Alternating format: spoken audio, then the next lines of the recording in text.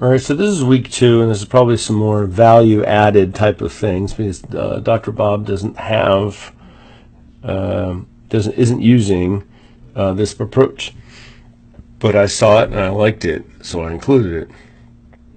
Anyway, let's see what we can do with this. Let's find the natural frequency of this little weird scenario here where we have this rolling disc in a spring. We assume that this thing is a rolling. Whoops, come back. Why you gotta be like that? Without slipping, right? So this is no slipping. We're gonna find the natural frequency of the oscillations using the energy method right here.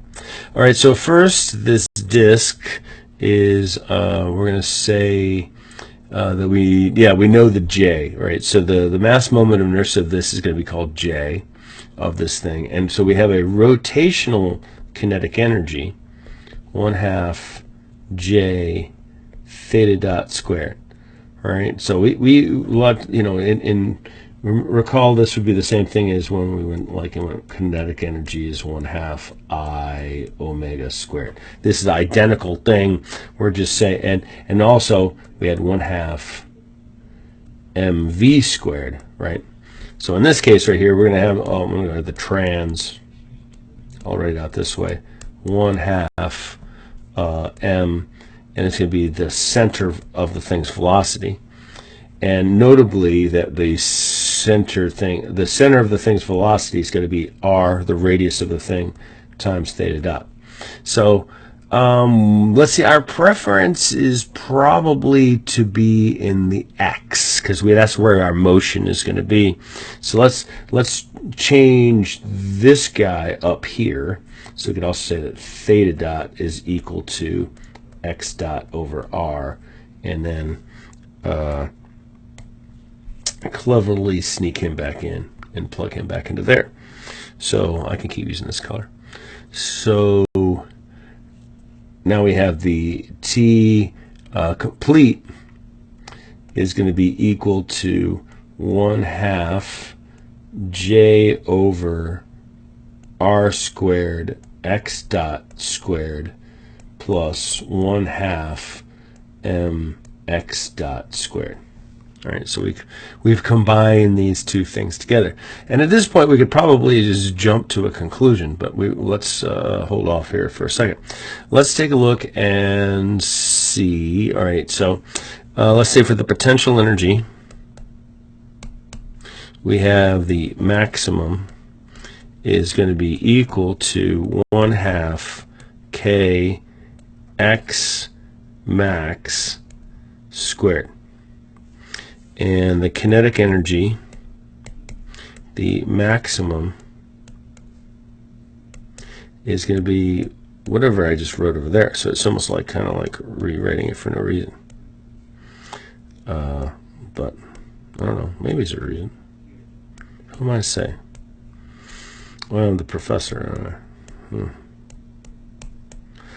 The Professor and Mary Ann. Anybody ever watch Gilligan's Island? Get back into the thing. All right. So I wrote down all these maximums, and I should have made them all big X's, right? Big X. Right here. X max is equal to big X. And remember, X dot max is equal to big X omega n. So we could plug those into everything and then set them equal, right? So we had U max equals T max. So we have 1/2 K big X squared is equal to I can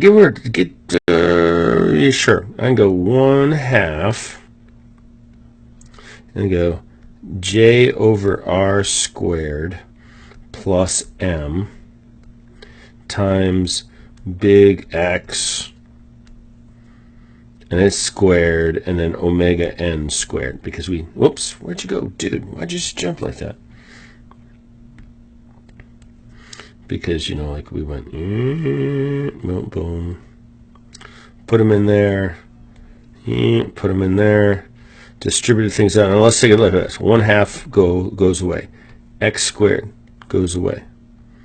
And all we're left with is omega n is equal to the square root of k divided by j over r squared plus m. Boom. And that is this problem. But if you take a moment to reflect back at the thing, we looked at this original problem, right? Just think about what it's like. This what I'm describing now is that fundamental thing that we try to do as engineers in college is you look at a problem and you're just stone cold stumped, no idea what to do. What you got to do is just start picking it apart. What do you know? Write down what you know. What kind of problem is it, and when it's that kind of problem, what kind of properties are engaged in it? And you start to go, well, okay, we already know we're going to use the energy method, so you need the kinetic energy. What kinds of kinetic? So you start piecing it together, and you start realizing how to approach the problem. That's my feeling on the usefulness of the problem. Do I want to do this problem in another video, or can keep going?